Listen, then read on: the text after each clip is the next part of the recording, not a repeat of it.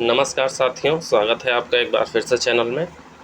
अगर आप चैनल पर नए हैं तो चैनल को सब्सक्राइब कर दीजिए, वीडियो को लाइक कर दीजिए। और ये हमारा 7वां प्रैक्टिस सेट है घटना चक्र टेस्ट सीरीज़ का, जो टो सीरीज़ चल रही है।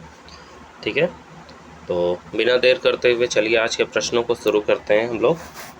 हमारा आज का पहला प्रश्न है, निम्नलिखित में से किसे मृतकों का टीला नाम से जाना जाता है? तो मोहनजोदड़ो को मृतकों को टीला नाम से जाना जाता है। मृतकों का टीला जो है सिंधी भाषा में मोहनजोदड़ो कहते हैं। ठीक, सिंधी भाषा में मृतकों का टीला को मोहनजोदड़ो कहते हैं।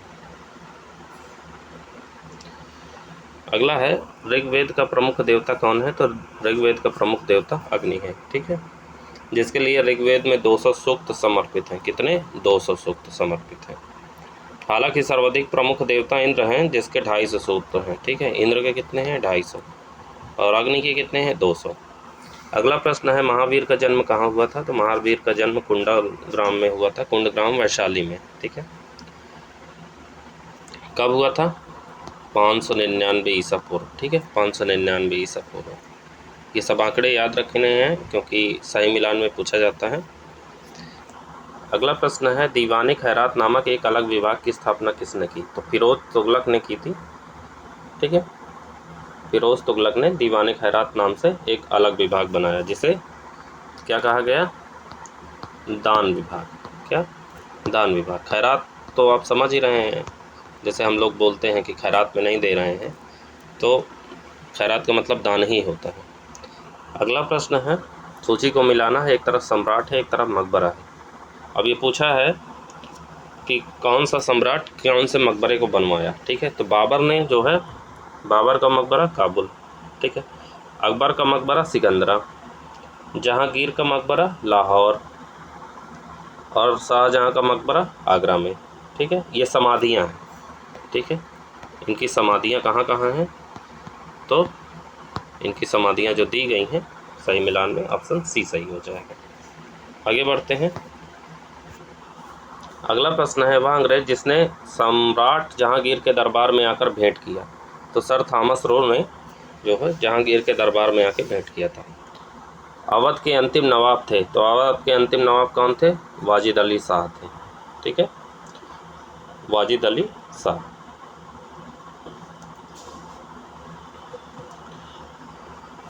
मेरे शरीर पर पड़ी एक एक लाठी की चोट ब्रिटिश साम्राज्य के ताबूत की एक के कील सिद्ध होगी। किस नेता ने यह कहा था? तो लाला लाजपत राय ने यह कहा था।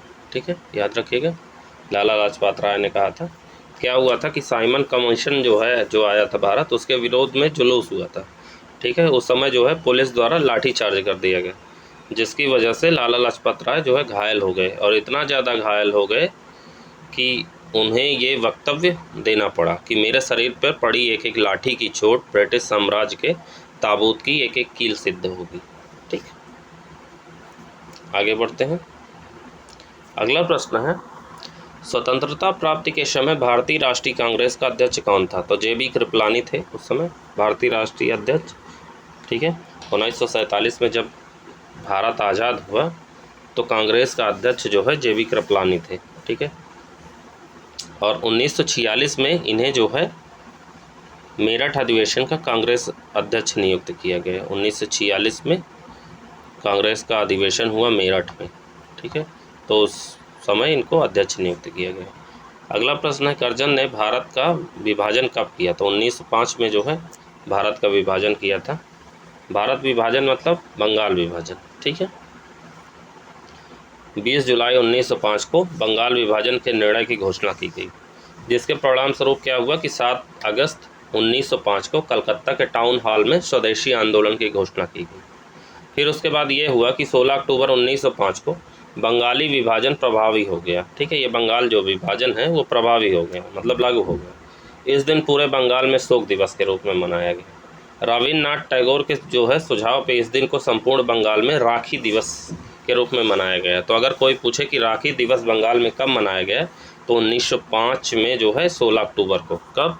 16 अक्टूबर को, 1905 16 अक्टूबर। अगला प्रश्न है, पाक जल संधि भारत को किस देश से अलग करती है? तो पाक जल संधि श्रीलंका से अलग करती है। आपने देखा होगा ये पाक पाकिस्तान से संबंधित नहीं है। पाक की इसमें स्पेलिंग होती है PALK, ठीक है, पाक स्ट्रेट जिसे कहते हैं। आप देखेंगे पाक स्ट्रेट, तो आप देखेंगे भारत और श्रीलंका के बीच में जब मैप देखेंगे तो उसमें आपको पाक स्टेट दिखाई देगा, और वहीं पे पाक बे भी है। जब आप मैप देखेंगे तो लिखा होगा वहाँ पे पाक बे। बे मतलब होता है खाड़ी, ठीक है। तो पाक जल संधि भी है और पाक खाड़ी भी है, ठीक है। आगे बढ़ते हैं। अगला प्रश्न है, उज्जैन किस नदी के तट पर स्थित है? तो उज्जैन क्षिप्रा नदी के तट पर स्थित है। नेक्स्ट है, जिम कॉर्बेट राष्ट्रीय उद्यान भारत के किस राज्य में है? तो उत्तराखंड में है, ठीक है। एम्स्टर्डम की राजधानी है, तो नीदरलैंड जो है एम्स्टर्डम की राजधानी है। एम्स्टर्डम जो है नीदरलैंड की राजधानी है। संयुक्त अरब अमीरात की राजधानी कौन है? Abu Dhabi. इसकी किसकी कौन सी है? अबू धाबी, ठीक है, अबू धाबी। और दक्षिण कोरिया की राजधानी कौन सी है? सियोल। क्या है? सियोल। याद करते चलिएगा क्योंकि एग्ज़ाम में पूछा जाएगा, सियोल। और इटली की राजधानी क्या है? रोम, ठीक, रोम। आगे बढ़ते हैं। कौन से पर्वत एशिया को यूरोप से अलग करते हैं? तो यूराल पर्वत जो है एशिया को यूरोप से अलग करते हैं। जब आप एशिया का और यूरोप का मैप देखेंगे तो उसमें जो है यूराल पर्वत कुछ जो है जहाँ से एशिया ख़त्म होता है तो उनके बीच में जो है वो श्रृंखला अपनी बनाते हैं, तो वो यूराल पर्वत है, ठीक। अगला है, जीएसटी काउंसिल की अध्यक्षता कौन करता है? तो केंद्रीय वित्त मंत्री जो है जीएसटी काउंसिल की अध्यक्षता करता है। अगला प्रश्न है, वाणिज्यिक बैंकों का राष्ट्रीयकरण कब हुआ? तो 1969 में जो है वाणिज्यिक बैंकों का राष्ट्रीयकरण हुआ, ठीक। अगला प्रश्न है, CRR का असंक्षिप्त रूप क्या है? तो नगद आरक्षित अनुपात, कैश रिजर्व रेशियो, ठीक है। इसका ये जो है संक्षिप्त रूप है। फुल फॉर्म क्या है? Cash reserve ratio, CRR। अगला प्रश्न की तरफ बढ़ते हैं। अगला प्रश्न है, प्रधानमंत्री जन धन योजना की शुरुआत किस वर्ष की गई? तो जन धन योजना की शुरुआत 2014 को की गई, ठीक है। 15 अगस्त का दिन था, ठीक है। प्रधानमंत्री अपने भाषण में जो है लाल किले से उन्होंने जन धन की शुरुआत की, ठीक।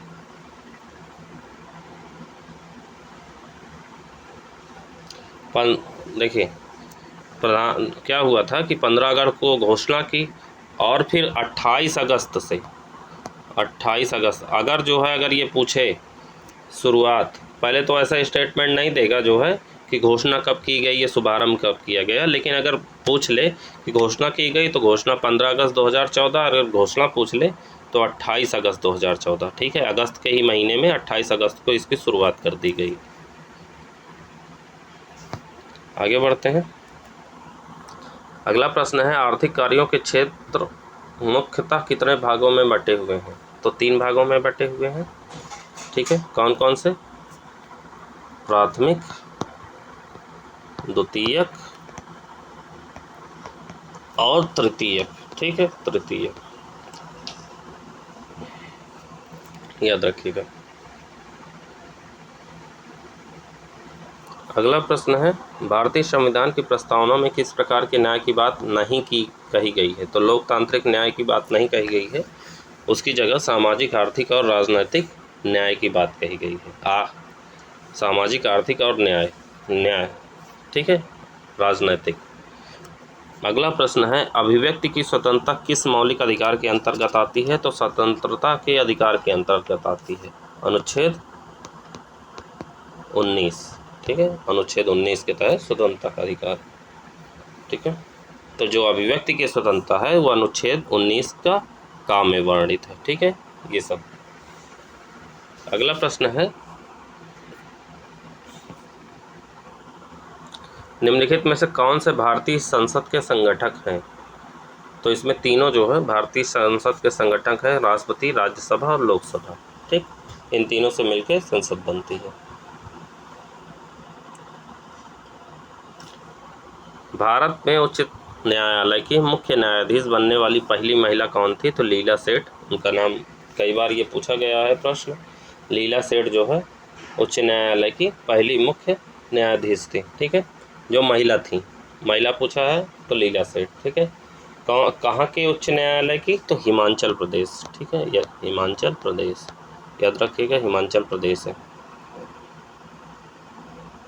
वह भारत के किसी भी राज्य की थी। ठीक है, जो इस पद पर 5 अगस्त 1991 से 19 अक्टूबर 1992 तक रही। ठीक, लीला सेठ दिल्ली उच्च न्यायालय की प्रथम महिला न्यायाधीश भी थी, यह भी याद रखिएगा। नेक्स्ट प्रश्न है, किसी राज्य के राज्यपाल के रूप में नियुक्ति के लिए भारत के संविधान द्वारा निर्धारित न्यूनतम आयु कितनी है? तो 35 साल है। ठीक है, कितनी? 35 साल। आगे है, जब किसी वस्तु को दो समानांतर समतल दर्पणों के बीच रखा जाता है तो बने हुए प्रतिबिंबों की संख्या कितनी होगी? तो अनंत होती है। ठीक है, जब दो समानांतर समतल दर्पण होंगे, ठीक है, उनके बीच कोई वस्तु रख दी जाएगी तो जो प्रतिबिंब बनेंगे वो अनंत होंगे। ठीक है, प्रतिबिंबों की संख्या अनंत होंगी, कुछ भी प्रतिबिंब बन जाएंगे वो अनंत होंगी, उसकी काउंटिंग नहीं हो सकती है। ठीक ठीक, आगे है अगला प्रश्न जो है, निम्नलिखित में से कौन सा अम्ल चींटी के डंक में पाया जाता है? तो मेथेनोइक अम्ल जो है चींटी के डंक में पाया जाता है। ठीक है, मेथेनोइक अम्ल का फार्मूला क्या है? SCOOH। ठीक, अब देखिए, ये तो हो गया उनका डंक की बात। अगर जो है जब चींटी चलती हैं तो वो फॉर्मिक अम्ल छोड़ती हैं। ठीक है, फॉर्मिक एसिड छोड़ती हैं, जिससे फॉर्मिक एसिड छोड़ने की वजह से पता चल जाता है कि उनके पीछे जो है कोई और चींटी आ रही है। तो जो चींटी उनका पीछा करती है वो फॉर्मिक एसिड होता है। ठीक है,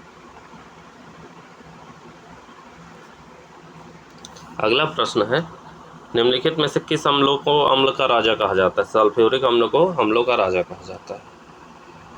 अगला प्रश्न है, कवकों के अध्ययन को कहा जाता है? तो माइकोलॉजी कहा जाता है कवकों के अध्ययन को। आगे बढ़ते हैं, अगला प्रश्न है, निम्नलिखित में से कौन सा जल में घुलने वाला विटामिन है? तो विटामिन सी और बी और सी जो है जल में घुलने वाले विटामिन होते हैं। ठीक है, बाकी A, D, E, K ये चारों जो है वसा में घुलने वाले विटामिन होते हैं। ठीक है, याद रखिएगा। अगला प्रश्न मैथ का है, देख लीजिए, मैंने सॉल्व कर दिया है। ऑप्शन सी सही है 31 का, खुद से सॉल्व करिएगा। 32 से 35 तक के भी प्रश्नों को सॉल्व किया है। 32 का D, 34 का A, 35 का B और 34 का B और 35 का D। ठीक है, याद रखिएगा, खुद से सॉल्व करिएगा। चलिए आगे बढ़ते हैं। अगला प्रश्न है, निम्नलिखित में से पुल्लिंग शब्द कौन सा है? तो पानी जो है पुल्लिंग शब्द है। नेक्स्ट है, कपटी मित्र के लिए सही मुहावरा क्या है? तो आस्तीन का सांप जो है कपटी मित्र के लिए सही मुहावरा होता है। दांत काटी रोटी मुहावरा का अर्थ होता है गहरी दोस्ती। ठीक, इसका मतलब होता है गहरी दोस्ती, पूछा जा सकता है कभी भी, गहरी दोस्ती। अगला है, विनय पत्रिका की भाषा कौन सी है? तो विनय पत्रिका की भाषा जो है ब्रज भाषा है। ठीक है, विनय पत्रिका किसने लिखी अगर पूछ ले तो विनय पत्रिका लिखी है तुलसीदास ने। किसने? तुलसीदास ने लिखी है। अगला है, कौन सा शब्द भ्रमर शब्द का पर्यायवाची नहीं है? तो सलभ जो है पर्यायवाची नहीं है भ्रमर का। ठीक है, सलभ किसका पर्यायवाची है? तो सलभ पर्यायवाची है टिड्डा का। किसका? टिड्डा का।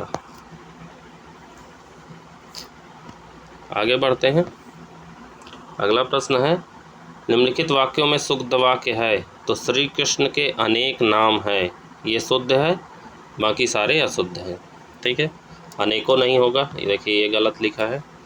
अनेकों नाम का उल्लेख मिलता है, ये भी गलत है।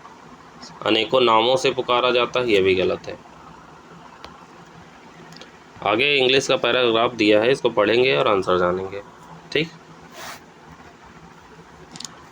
सी dressed plainly because she had never been able to afford anything better, but she was as unhappy as if she had once been wealthy. Women didn't belong to a caste or class. Their beauty, grace and natural charm take the place of birth and family. Natural delicacy, instinctive elegance and a quick wit determine their place in society and make the daughters of commoners the equals of the every finest ladies. She suffered endlessly, feeling she was entitled to all the delicious and luxurious of life. She suffered because of the poorness of her house as she looked at the dirty walls. She worn out chairs and the ugly curtains. All these things that another woman of her class would not even being noticed tormented her and made her resentful. The sight of the little Brenton girl who did her housework filled with her terrible regrets and hopeless fantasies. She dreamed of silent antechambers hung with oriental tapestries lit from above the trough for brooch holder, while two tall footmen in knee-length breeches snapped in huge armchairs, sleepy from the stove's oppressive warmth. She dreamed of vast living rooms furnished in rare old silk, elegant furniture loaded with priceless ornaments, and inviting smaller rooms perfumed had made for afternoon chats with close friends, famous short after men who all women envy and desire। ठीक है, तो अब इससे जुड़े प्रश्न देखिए। ये paragraph कुछ इस तरह का है कि एक औरत के बारे में लिखा गया है कि महिला यह मानती है कि वह कभी भी कुछ अच्छा खरीदने में समर्थ नहीं हो सकती है, लेकिन अगर उसके पास धन हो जाएगा तो वो जो है बहुत कुछ खरीद सकती है। ठीक है, महिला परेशान रहती है क्योंकि उसके घर में उसके घर में कमी का अभाव है। ठीक है, महिला ऐसे व्यक्ति के बारे में स्वप्न भी नहीं देख सकती कि जिसमें कई महिलाएं विवाह करना चाहती हों। ठीक है, तो इस तरह की ये कुछ कहानी है। तो हम प्रश्न देखेंगे। Why did she dressed plainly? Because she had never been able to afford anything better. ठीक है, why did she suffer endlessly? Because of the poorness of her house. Why did she not dreams of men whom all women want to marry। ठीक, अगला प्रश्न है, give synonyms for the following words. Chaos, chaos का confusion. ठीक है, chaos mean क्या होता है? चाओस मीन होता है अराजकता, अव्यवस्था, उथल पुथल। ठीक है,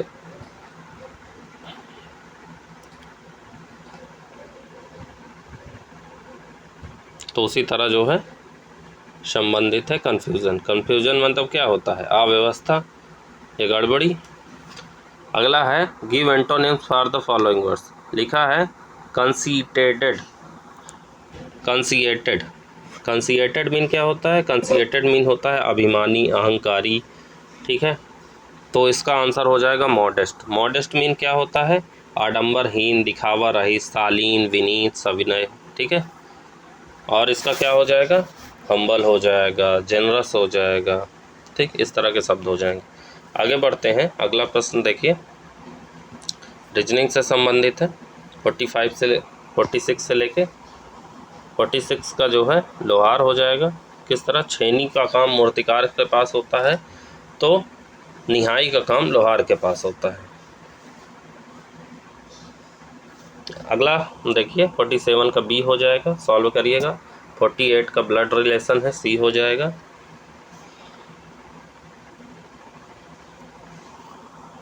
49 का बी हो जाएगा, ठीक है, कैलेंडर से पूछा है। और 50 हो जाएगा, ए हो जाएगा। अब करंट अफेयर्स के प्रश्नों को देखेंगे हम लोग। करंट अफेयर्स के प्रश्न है, भारत संयुक्त अरब अमीरात यूएई व्यापक आर्थिक सहयोग भागीदारी समझौता CEPA किस तिथि से आधिकारिक रूप से लागू हो गया? तो 1 मई 2022 से ये लागू हो गया। देश के पहले अनाज आधारित एथेनॉल संयंत्र की स्थापना कहाँ की जा रही है? तो पूर्णिया जो है कहाँ है? बिहार में है, ठीक है, बिहार में की गई है। 105 करोड़ की लागत आई थी मित्रों इसको बनाने में। अगला है, फरवरी 2022 में भारतीय प्रतिभूति एवं विनिमय बोर्ड सेबी की किस अध्यक्षता में वैकल्पिक निवेश नीति पर सलाहकार समिति का पुनर्गठन किया गया? तो NR नारायण मूर्ति, ठीक है। अगला प्रश्न है, मई 2022 में इंडियन ऑयल कॉरपोरेशन ने असम के किस जिले में पायलट आधारित मेथेनॉल मिश्रण वाला M15 पेट्रोल लॉन्च किया है? तो तिनकसुइया जो है जिला है जहाँ पे M15 पेट्रोल लॉन्च किया गया है।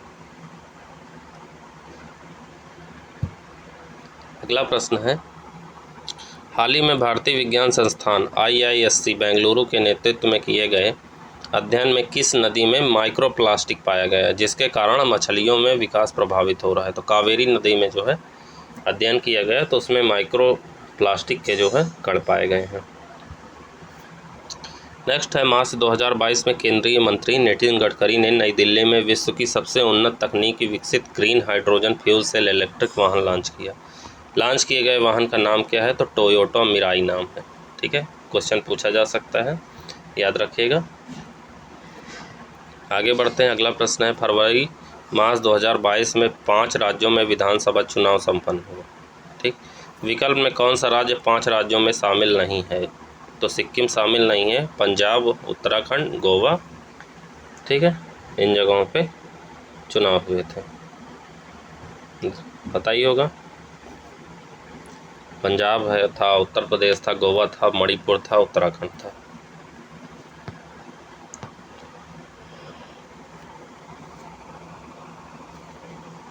अगला प्रश्न देखते हैं, दिसंबर 2021 में प्रधानमंत्री नरेंद्र मोदी ने गंगा एक्सप्रेसवे की आधारशिला रखी। इस एक्सप्रेसवे के संबंध में विकल्प कौन सा तथ्य सही नहीं है?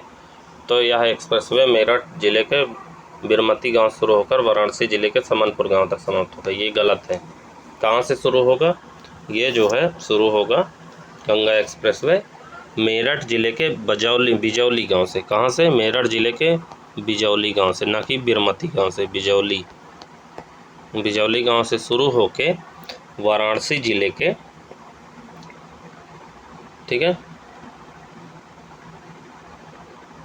प्रयागराज नहीं, वाराणसी नहीं, प्रयागराज जिला, वाराणसी नहीं होगा, प्रयागराज जिले के जो है जुडापुर दांडू गांव में समाप्त होगा। कहाँ पे? जुडापुर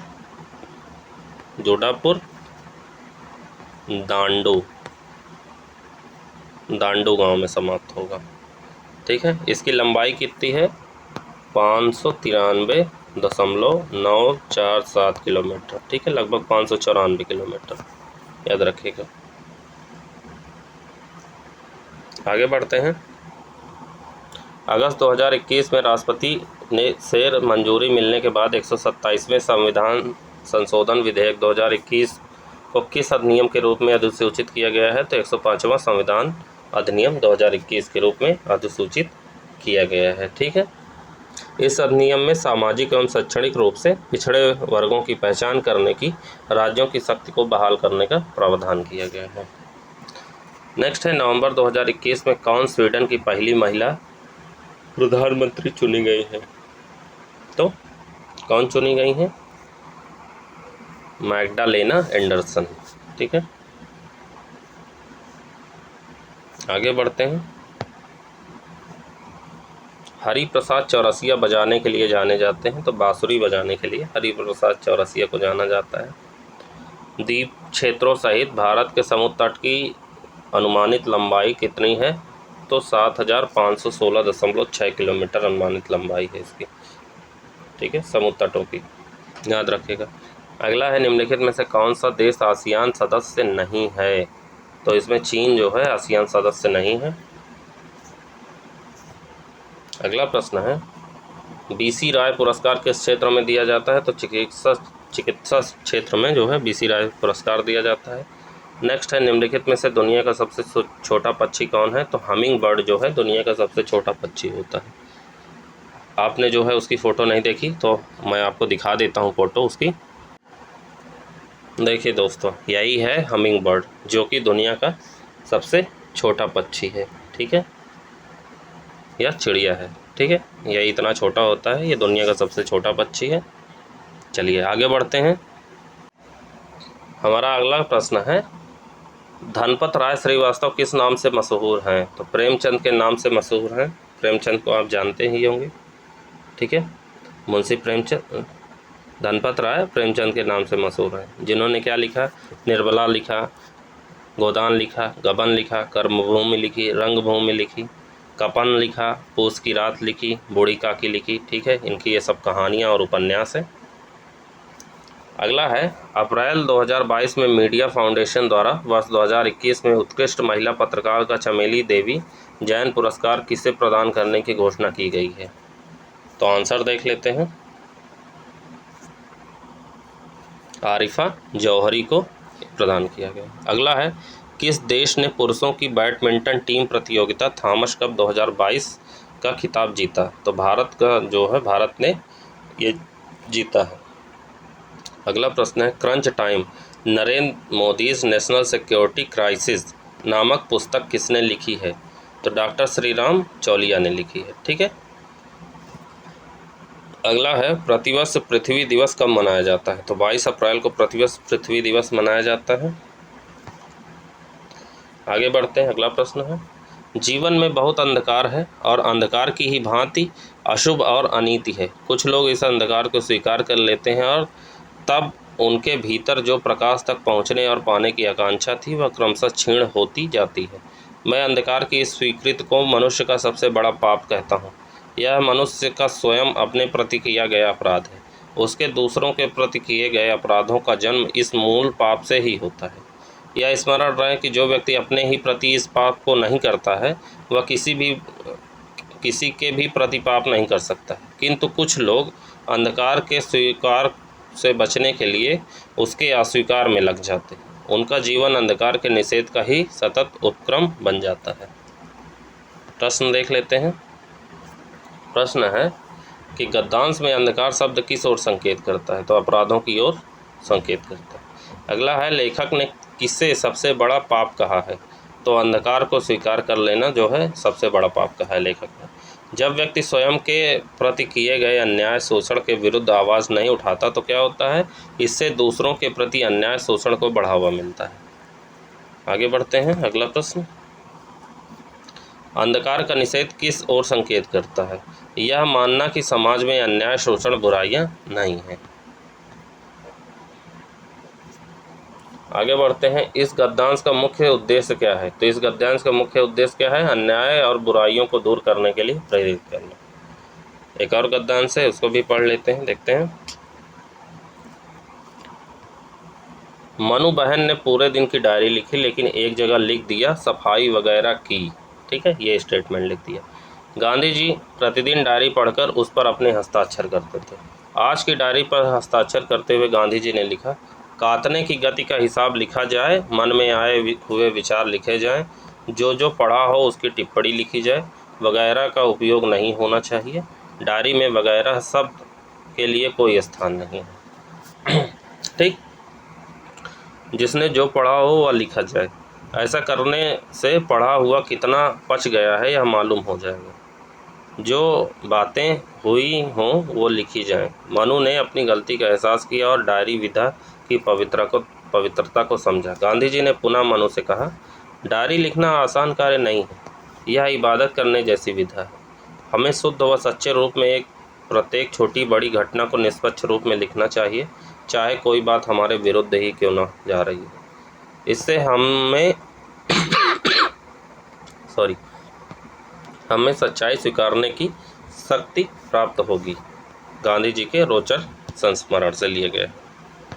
तो हम इनसे जुड़े प्रश्नों को देख लेते हैं। प्रश्न है, मनु को अपनी किस गलती का एहसास हुआ? तो उन्होंने डायरी में वगैरह शब्द का प्रयोग किया था, इसीलिए गांधी जी ने उनको ऐसे शब्द कहा।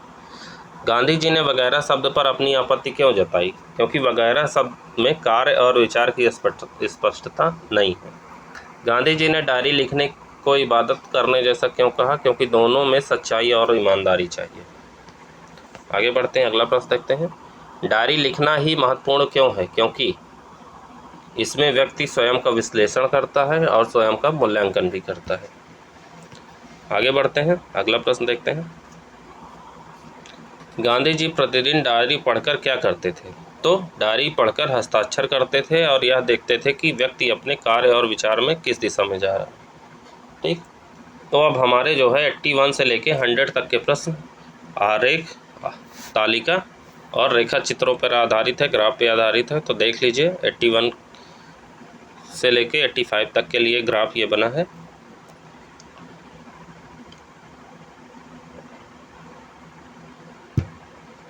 मैं धीरे धीरे स्क्रॉल कर दे रहा हूँ, आप प्रश्नों को पॉज करके खुद से सॉल्व करने की कोशिश करिएगा। ठीक है, मैंने सारा आंसर टिक कर दिया है, उम्मीद है आप सॉल्व करेंगे प्रश्नों को।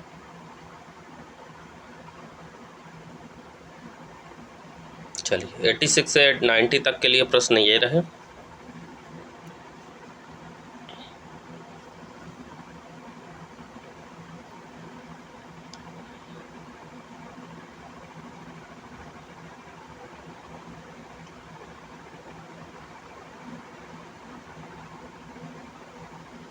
कोशिश करिएगा कि जो सॉल्व किए गए हैं उनको देख के सॉल्व करिए कि आपका ये आंसर कैसे निकलेगा। फिर 91 से 95 तक के लिए तालिका नीचे दी गई है। 91 वाला क्वेश्चन देख लीजिए, नीचे दिया गया है। फिर आगे 92 से लेके 95 तक के प्रश्न दिए गए हैं। फिर 96 से 100 तक के प्रश्नों के लिए तालिका दी गई है, नीचे देख लीजिए।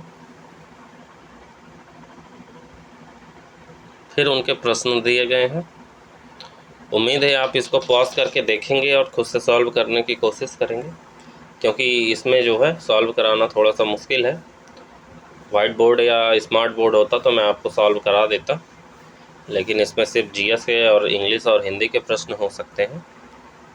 रीजनिंग के और मैथ के प्रश्नों को सॉल्व कराना थोड़ा मुश्किल है। तो ये रहा आज का हमारा लेक्चर। अगर आपको पसंद आया है तो वीडियो को लाइक कर दीजिए। मिलते हैं नेक्स्ट वीडियो में, तब तक के लिए थैंक यू सो मच। जय हिंद, जय भारत।